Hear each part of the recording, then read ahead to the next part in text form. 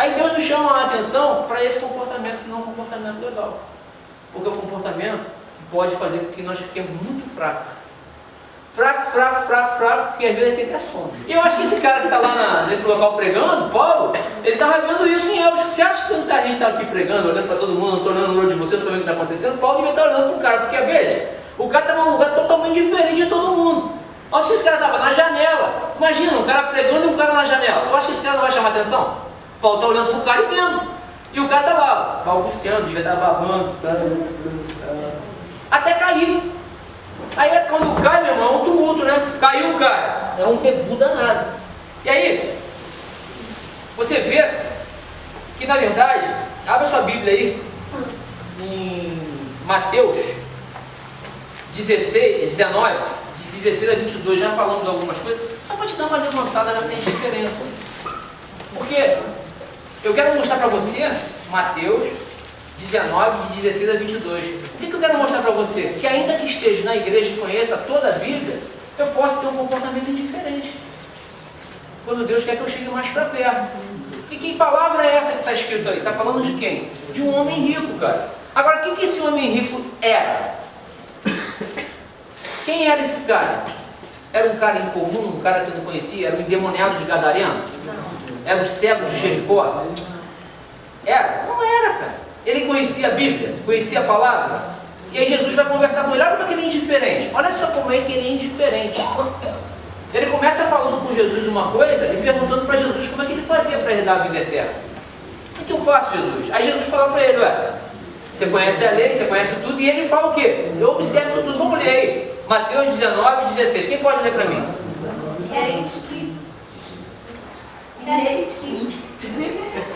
Certamente um homem chegou perto, certa vez chegou um homem perto de Jesus e perguntou: Mestre, o que devo fazer de bom para conseguir a vida eterna? Jesus respondeu: Por que é que você está me perguntando a respeito do que é bom? Bom, só existe um. Se você quer entrar na vida eterna, guarde os mandamentos. Que mandamentos? Perguntou ele. Jesus respondeu: Não mate, não cometa adultério, não roube, não dê falso testemunho contra ninguém. Respeite seu pai e sua mãe e ame os outros como você ama você mesmo. Eu tenho obedecido todos esses mandamentos, respondeu o moço. O que é que mais me falta fazer? Jesus respondeu: Se você quer ser perfeito, vá, venda o que tem e dê o dinheiro aos pobres, e assim você terá riquezas no céu. Depois venha e me siga. Quando o moço ouviu isso, foi embora triste, pois era muito rico.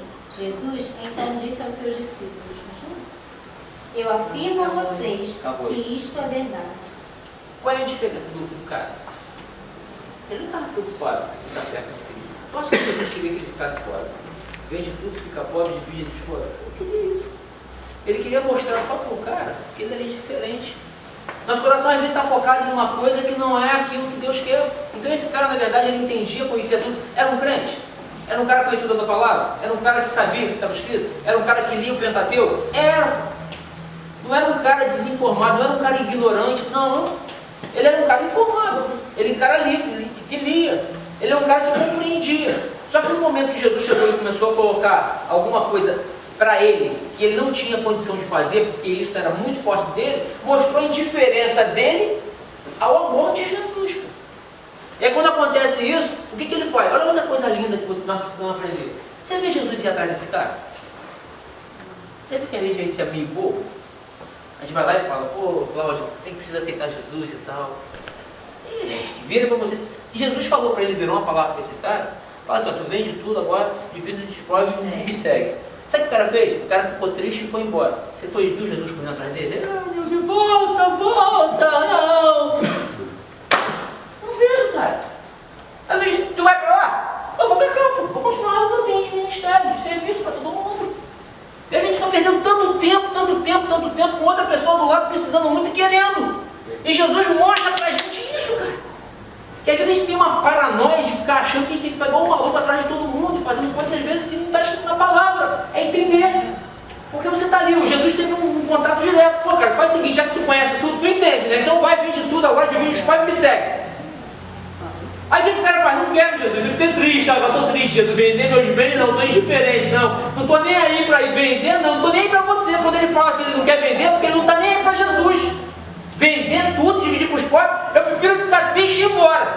tristeza, depressivo que ele saiu. Ah, estou triste. Porque a Bíblia fala o quê? Que ele ficou triste.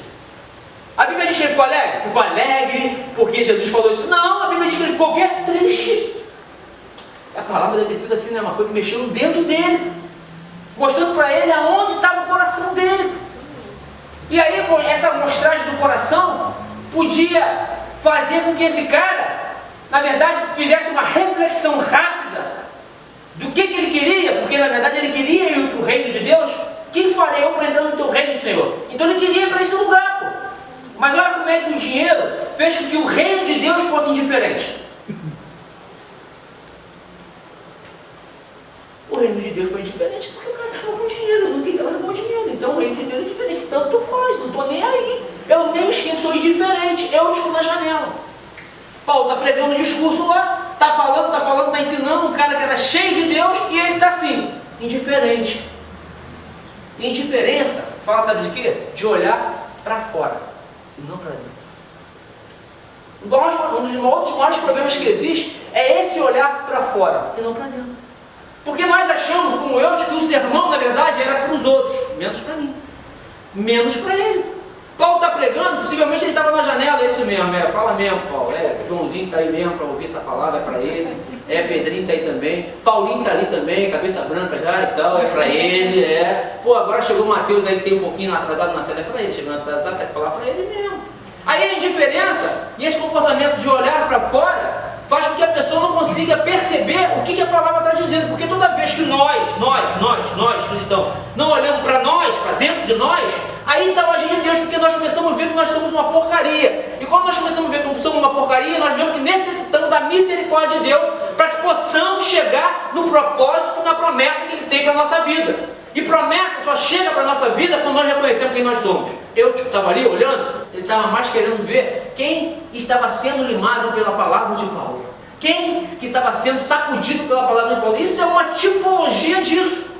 Pode ser que não tenha sido isso, mas eu consigo remontar minha cabeça e interpretar esses versículos desse jeito. Cada ali, ó. Você já foi para a igreja? Alguma vez, chegou na igreja e quando o pastor acabou de pregar, falou assim, isso aqui era para fulano, está aqui do meu lado para ouvir. Você já passou por isso? É verdade. Esse não é para mim, essa palavra é para você, não está ali.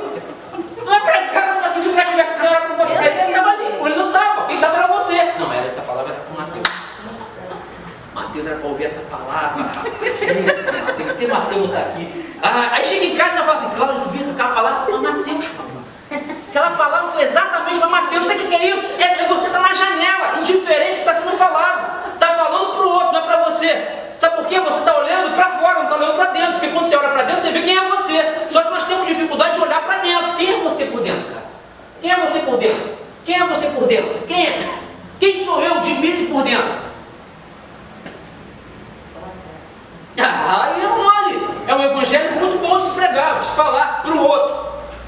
É um evangelho muito razoável de se colocar para o outro. Quem tem que ser curado é o outro. A profecia tem que vir para o outro. Só quando a profecia é muito ruim. Essa profecia era para fulano. A palavra dura foi para ciclano.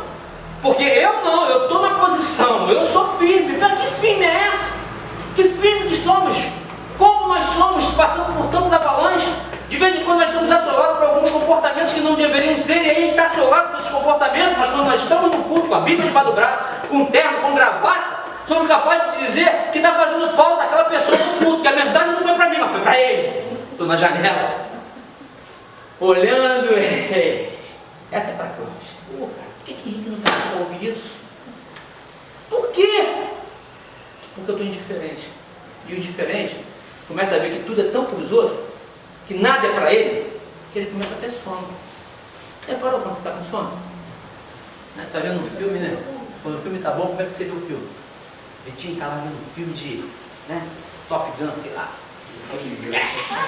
Tu fica lá, né? Ih, caramba! Mas quando o filme não é muito bom, quando o filme não está mexendo contigo, como é que você fica? Achando um sono. Por quê? Não é para você aquilo, não mexe contigo, pô. E a diferença fala disso, de não mexer contigo. Aonde que você está numa reunião, num culto, onde tem uma palavra, onde está se falando da Bíblia, que não é para você. Se você não tivesse, se não fosse para você, você não estaria ali. Mas se você está numa reunião, aquilo não é para o outro, é para você.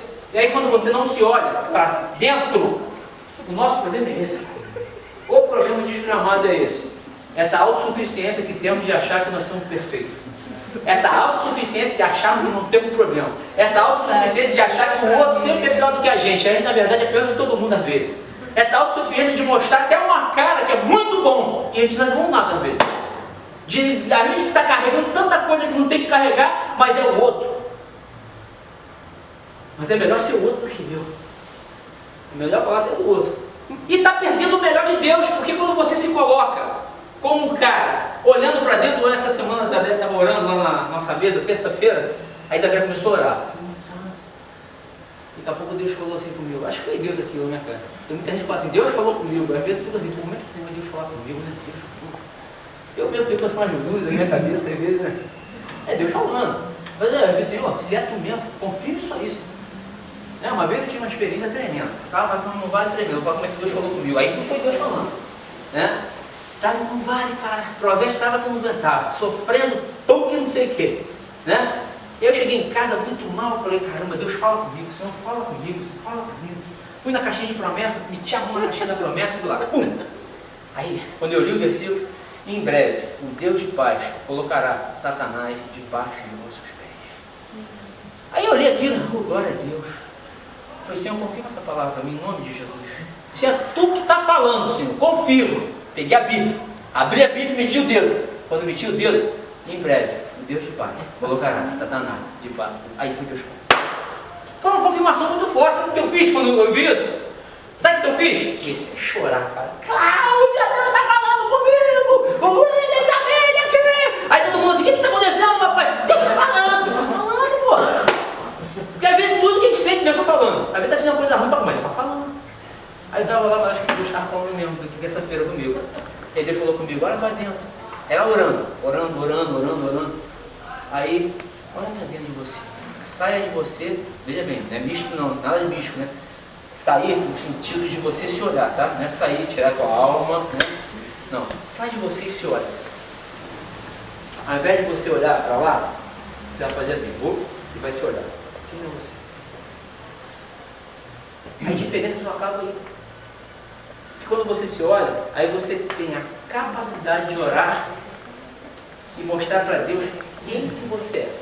Esse tipo que você está falando resume só num mandamento só, que é amar o próximo como assim. Jesus veio ao mundo, olha só que coisa bonita. Jesus veio ao mundo. Quem é o precursor do Evangelho? Quem sabe? Sem a gente até falar. Você não pode falar, senão.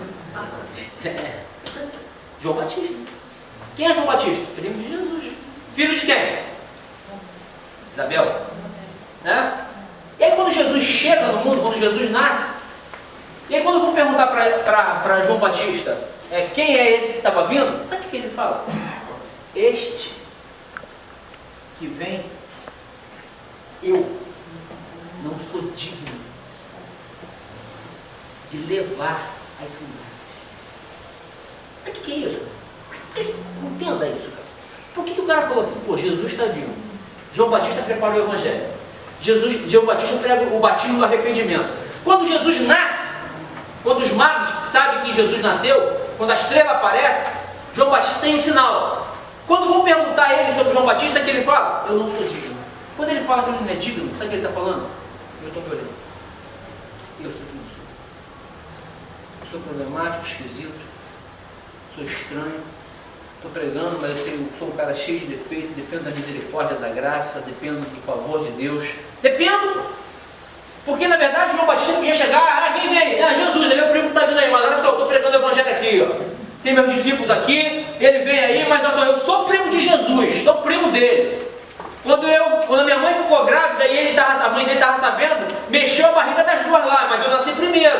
Mas não, o cara viu que ele não era digno. A Bíblia diz que ele não era digno. E o nosso mal, nós somos muito dignos. A nossa dignidade é tão grande que nós apontamos defeito de todo mundo, não conseguimos nos olhar, porque João Batista fala que ele não era capaz de levar a sandália. Então esse reconhecimento daquilo que nós somos atrai a graça de Deus para a nossa vida. Tanque de Betesda, lembra? Tanque de Betesda, um homem 38 anos paralítico. A gente fecha aqui. 38 anos paralítico. E aí, o cara ficava perto do tanque, viu? Estava doidinho. para entrar. O cara era paralítico, ele não conseguia levantar. Achei uma coisa bonita, semana passada, estava no monte lá, o cara subindo só com duas mãozinhas. Subiu lá no monte, lá para cima. Nem entendi como aquele cara teve força para subir. Que tinha uma muretazinha, e esse cara era paralítico, 38 anos paralítico. E ele, uma coisa que ele tinha, é que ele reconhecia e não era indiferente ao que ele passava. E a Bíblia diz que uma vez no ano aquela água era agitada e quem caísse primeiro naquela água era curado. Ele ia ficar perto daquele tanque. Porque ele sabia, ele não era indiferente ao problema dele. Ele sabia que o anjo ia passar, que se ele entrasse na água e aquela água fosse balançada, ele iria ficar curado. Só que ele não tinha força para cair naquela água, ele não tinha ninguém para levar. Imagina, um monte de doente perto do tanque. Todo mundo quer ser curado. Imagina, isso é uma guerra, né, mano? Parece aquela correção dos vestes. Todo mundo doido para o anjo balançar e cair. Só que o cara não conseguia andar. Mas ele estava ali, cara. Ele não estava indiferente ao problema dele. Ele não estava como eu, tipo, indiferente à palavra de Paulo. Ele estava atrás da bênção dele. Ele estava atrás da promessa dele. Ele não estava satisfeito com a vida que ele estava vivendo. Estou doente? Um exemplo aqui, está doente. Uma doença crônica. Não tem jeito mais. Melhor conformar que, ok. Então tem a palavra profética, tem uma palavra de Deus, tem a fé, todo mundo falando que Deus pode curar, o milagre pode acontecer. Não, mas essa doença é tão ruim. Esse cara estava assim, cara. Esse cara, ele não conseguia andar. Mas ele não estava indiferente ao problema dele, ele estava com vontade de ser curado. Então essa coisa dele não estar indiferente a isso que ele vivia, impulsionou ele para estar perto de onde? Do tanque. Estar perto do tanque, na verdade, era estar perto da bênção. É ele se olhar para ele e ver que ele tinha um grande problema. Eu tenho um grande problema. Eu quero ficar curado. Então eu não vou ser indiferente a isso. Se tem naquele lugar lá um tanque, se as águas mexem e eu posso cair lá e ficar curado, eu vou ficar perto do tanque. Quem sabe? Pode ter um furo naquela água, quando o tanque mexer, a água mexer, um furo lá embaixo, aquela água derramar em cima de mim. Sei lá, cara. Eu fico imaginando uma loucura, cara. Quem sabe se o tanque não enche muito, a água começa a vazar, ao invés dele entrar, vai cair em cima dele. Ele podia pensar isso tudo, pô. Eu vou ficar perto do tanque. Aí você acha que Jesus não está vendo isso? Porque Jesus chega perto. E aí, cara, por que você não entra nesse tanque? Senhor, a Bíblia fala exatamente isso. Ele fala para Jesus assim: Jesus, quando eu penso em cair, já tem um na minha frente e cai. Que a Bíblia fala assim: e Jesus sabia do problema do homem. Jesus não chegou ali e perguntou: qual é o teu problema? Não, a Bíblia diz que Jesus chegou e sabia. Agora, quem é esse cara? Estava no local próximo aonde? Do tanque. E quem era esse tanque? Era um lugar milagroso. Que quando a água mexia, quem caísse primeiro de qualquer enfermidade. Mas quem é essa enfermidade de hoje? Vamos lá, o diabético seria curado, o cara que está com câncer. Vamos lá. Uma doença que eu acho que hoje está assolando todo mundo, Alzheimer. Se esse cara tivesse com Alzheimer, ele não ia ter condição, que ele não ia saber mais o que é o tanque. Mas se tivesse uma pessoa levando esse cara para aquele tanque, e aí quando o anjo balançou, joga para de Alzheimer aí, o cara ia ficar curado. Qualquer pessoa estaria curada. Mas quem eram as pessoas que estavam perto do tanque? Eram os indiferentes. Porque sabia que naquele tanque haveria milagre. O que é o tanque para você e para mim hoje? O que é o tanque? É o Cristo, cara. É o Espírito Santo, irmão. Ele é o tanque, cara. Mas só que a nossa diferença nos afasta do tanque. Nós vamos para bem longe do tanque, ficamos olhando para os outros. Porque nós acreditamos que estar perto é ter expectativa que a qualquer momento vai balançar a água, o Espírito Santo vai começar a mexer a nosso favor e vamos ser curados, vamos ser libertos. Tipologicamente o tanque de Jesus, cara, que balançava a água e qualquer enfermidade era curada. Em Jesus qualquer enfermidade é curada? É, mas depende da minha indiferença. Eu sou indiferente ao que está escrito? Sou. Eu estou bem juntinho esperando acontecer? Estou. Então, irmão, então estou abaixo. Que a qualquer momento vai acontecer um milagre na tua vida. Só não acontece milagre na tua vida porque às vezes nós estamos longe daquele local que aquele paralítico estava. Que a cura, mas não tem fé. Que a libertação, mas não está nem aí. A Bíblia parece que é mais uma história do que a verdade viva. Fala-se de salvação, fala-se de coisas maravilhosas, fala de libertação. Eu não estou nem aí. Se eu creio e estou perto do tanque, eu digo para você que eu vou entrar na escola, meus pais vão ungir e aquele império vai cair.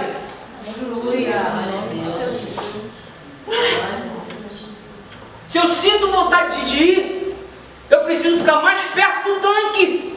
Porque eu não estou indiferente às promessas que existem na palavra, que colocará o mundo de enfermos serem curados, se comer uma coisa mortífera não faria mal algum, se orar pelos endemoniados vão ser expulsos, vão ser libertos. Está escrito! Se você orar por uma pessoa que está doente, ele vai curar. Mas quem são as pessoas que levam isso? As pessoas que estão perto do tanque. Que não desistem. Você acha que eu, na janela, podia orar por alguém? Eu achava bonito as curas, mas não vivia as curas. Eu achava bonito as libertações, mas não vivia as libertações. Eu achava bonito o dedo de pau curar, mas ele não vivia esse milagre. Qual é a posição que nós estamos? Você sabe, pai.